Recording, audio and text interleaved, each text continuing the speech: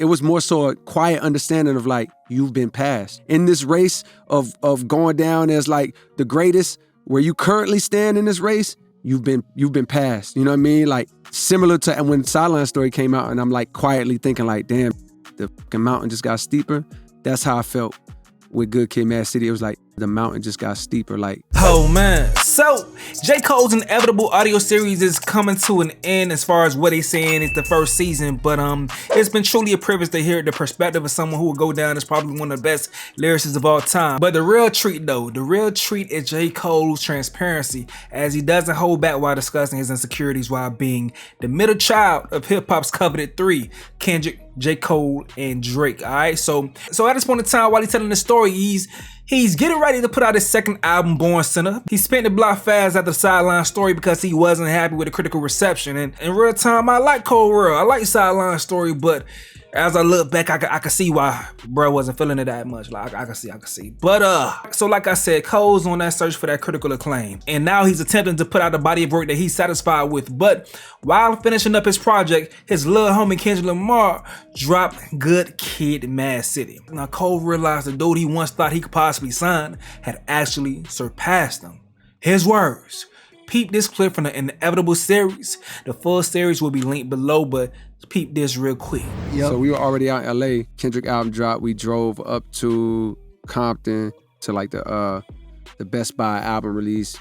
Bought the album and played it on the way to, cause I'm sure by then it probably leaked, but it was like, nigga, I'm not about to listen to no leaks. Like, played it on the way back to like LA basically, and just hearing it like, oh yeah. Like as soon as I heard it, it was like, yeah, like this nigga did exactly what I wanted to do, you know, a year ago. It's got everything. It's got the substance, it's got the content, it's got the commercial side while still staying like authentic and true, you know what I mean?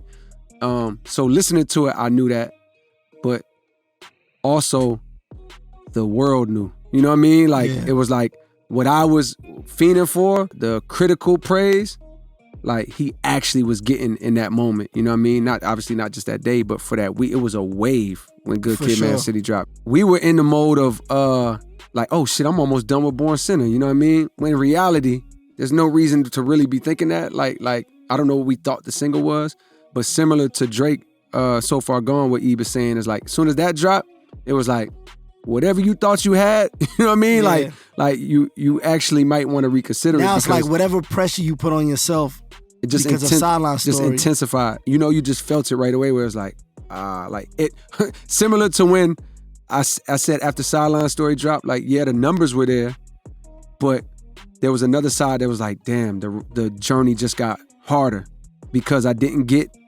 it off how I wanted to get it off. When Kendrick album dropped, the journey got harder. You know, the mountain got steeper because it's like similar to when Drake dropped, where it was like, oh shit, it's another person out there that's like, that has clearly the same ambitions as me.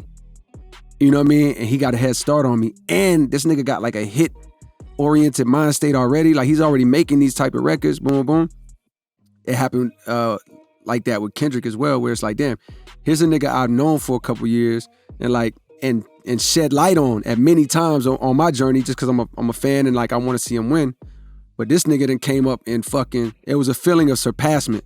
You know what I mean? Like, and it wasn't necessarily that moment when that album dropped. It was, because first of all, his album, first week numbers was still a big thing, obviously. So his album did more than Sideline Story first week. I think it did. Did it? I think it did. I know it was right around the same. It was two indicators that told me. I know it was right around the same, but I don't know if it was. Yeah, more they were or less. close. They were like really close. I think his was like a little more, like enough. There was two indicators that's like, damn, this nigga just like surpassed me.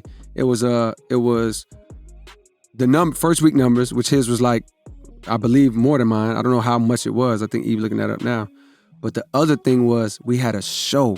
I don't know if you remember this, Eve, and I don't remember what it was. If it was like you did like 220 something, he did like 240. Yeah, so I don't know if it was a radio show or and that's significant. 220 versus 240 is like 20,000 more. Like it wasn't even like I did 220, he did 225. To me at that time, it felt like, damn, like that nigga did 240. Like so that's a surpassment.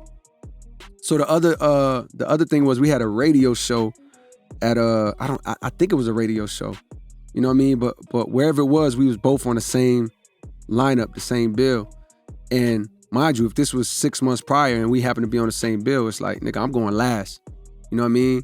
But on this show, we on the same bill. Not saying that had happened before. I'm just saying by the way the bookings would have worked, and the name and the recognition, blah, blah.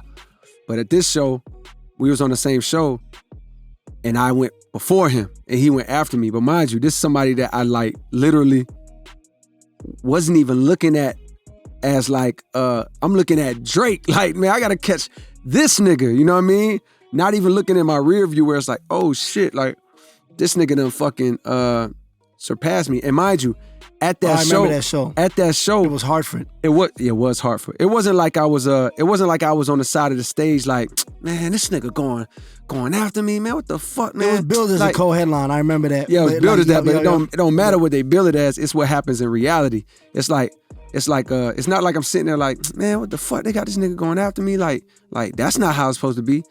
I inside was like, yeah, this feel about right now. You know what I mean? Like this feel about right because you know, he just had joints that was going off. If Pyrus and Crips all got along, they try to run up, blah. Yeah. Every time I'm in the street, I ain't got.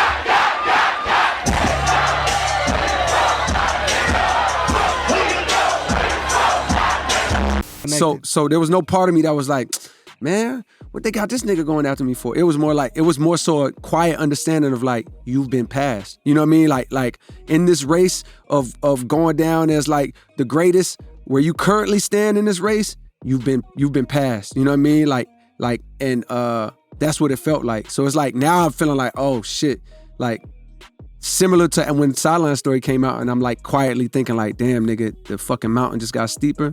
That's how I felt with Good Kid, Mad City. It was like, nigga, the mountain just got steeper. Like you have a steeper hill to climb. You know, it's like a marathon. But I always looked at it like a marathon.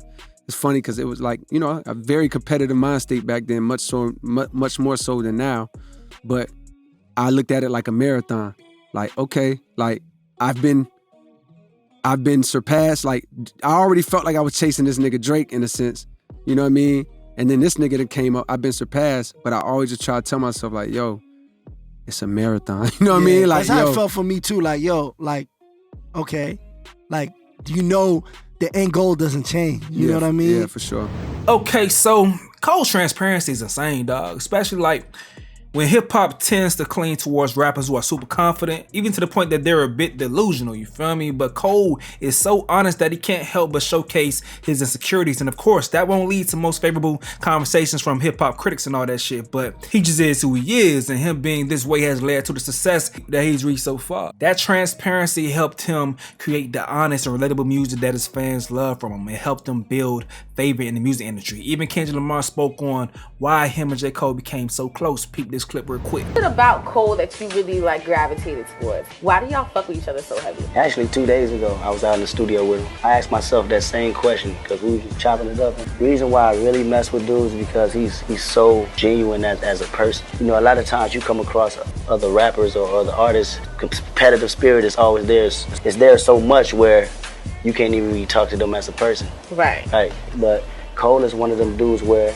he'll tell you his faults and his mistakes and his insecurities, you know, and his highs all in one sentence, you know, and still feel comfortable with it. I don't know if he do that with everybody, but, you know, with me at least, he give me that part of the game. Now, as things progress, though, it seems like Kendrick ain't feeling that, you know, that kind heart that J. Cole got. You know, we're all familiar with J. Cole's apology after he released his response to Like That. And some people thought that these two could possibly piece things back up in the future, but Cole's Port Antonio has people thinking that it may have rubbed Doc the wrong way. People are speculating that Doc wasn't too happy with Cole being sensitive to Drake and issuing an apology after the noise was getting around that Cole was picking Kendrick's side. So fans are pointing out some lyrics from GNX and saying that these may be some shots towards Cole. So you got this one right here. Okay, nigga, let's settle it. These niggas been fake lawyers. Since y'all pandering to choose a side, let me do it for you. Hey, fuck anybody empathetic to the other side, I vow. A bitch nigga love bitch niggas, they exist with him in style. Fuck apologies, I wanna see y'all geeked up. Don't acknowledge me, then maybe we can say it's fair. Take it to the internet and I'ma take it there. Now this off a squabble up. Brody won't go, but I know that he popping it. It was wolf tickets on sale till I silenced it. Pipe down, young, need some whole other politics. Bitch with him and some bitch in him, that's a lot of bitch. And y'all think that's towards Cole? Sheesh. Just wait and see more blood spilling. It's just painting me. That's the direct. That's right there. Ain't no denying it. That's a direct response to Port Antonio when J. Cole said that his friends are spilling blood. Bruh, who knows what's really going on between Cole and Dot Dog. I just gotta wait to see what happens moving forward between them two. But as far as what Cole had to say on the podcast, man, it's dope to hear.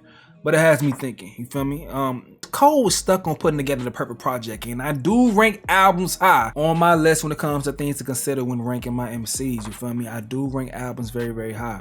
But as a fan, I consume J. Cole's entire catalog. So despite him not being able to piece together one cohesive project that he's happy with, all of the music that I consume, such as the freestyles, the mixtapes, the Truly Yours EP, all that shit has so much high quality on it that it has to hold weight. Like the man was just throwing away shit. Like the man Cole was serving dinners from 5-star restaurants as appetizers before the albums came out. That's how dope the shit that he was dropping was. Like, bro, it's some tracks from the Truly Yours EPs that one-on-one, if I want to take them and put them against tracks, like tracks off of Drake's or Kendrick albums at that point in time, I will pick some of the Truly Yours tracks. Crunch Time, SZA ODB, Kenny Lofton, like them shits was like, I didn't understand why they wasn't on the album when that shit dropped. I didn't get it. I'm like, maybe it's some business or whatever, or maybe the album is that much better because if these shits dropped, then imagine what was on the album. That's how I was thinking at that point in time, bro. So despite him not having that critically acclaimed project at that point in time, I never felt like he was behind any of those dudes. Like his entire catalog, if you want to go ahead and have the argument, like the entire catalog at that point in time could be said to be better, like the entire catalog. But it does depend on what you value from your favorite rapper, you feel me? You have to factor that in. Drake had the hits for sure at one time. Just Drake, he killed the hits. Kendrick Lamar, on the other hand, Kendrick had the cohesive storytelling body of works. Everything gels together perfectly. J. Cole had those verses, boy. We talk that shit, has the lyrics and the relatability. J. Cole had that in the bag at the point in time. It was like second to none. But what J. Cole had just wasn't commercially or properly structured for casual consumers. So I can admit that at that time, he was behind when it comes to commercial success as far as albums, but I didn't think that Drake or Dot was better than him at all. It was like before KD won his first ring. You know, the skills and the production was there. He had the MVP trophy and all that stuff, but he just didn't put it all together yet. But that's just my thoughts on the episode, you feel me? I think J. Cole was at that KD position, and he still may be the KD in a lot of folks' eyes when it comes to, like, you know, the references and shit out there. Drake and Kendrick, in my opinion, is like LeBron and Steph Curry. Drake's supposed to be the best, but Steph still got all these rings in your era against you. And I'm pretty sure LeBron's argument is that you had to line up the super team to win them. Sounds very similar to Drake. But hey, y'all gotta let me know what you gotta say in the comment section below. I'm gonna go ahead and get up out of here though. This is another update with Stace. Yo.